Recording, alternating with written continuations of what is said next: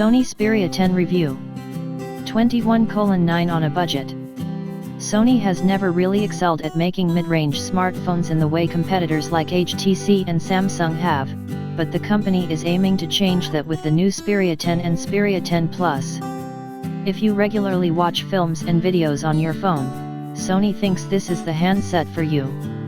While its upcoming Xperia may first have the best screen on a smartphone ever, with 4K HDR OLED technology, this is a full HD display, but comes in the same 21:9 aspect ratio.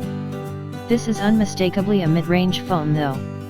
It may sport that unique screen aspect ratio, but it also features a low-end chipset and some middling specs, so how does the overall package shape up? Sony Xperia 10 release date and price. If you live in the UK, you can buy the Xperia 10 now, while those in the US will be able to buy it from March 18th.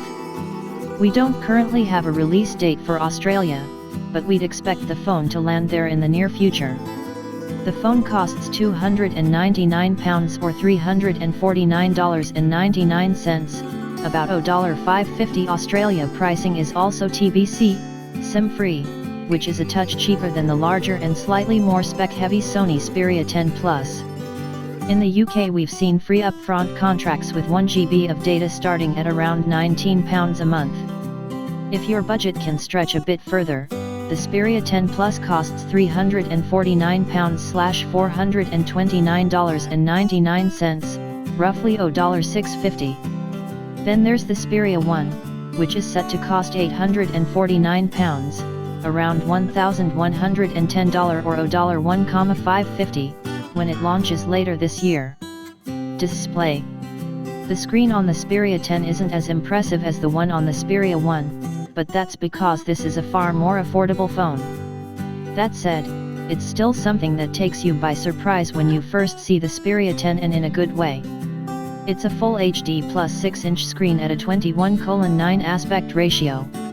That means the display is taller than on your existing smartphone, and the idea here is that when you flip it to landscape, it'll offer the optimally sized display for watching video, viewing photos, or playing games.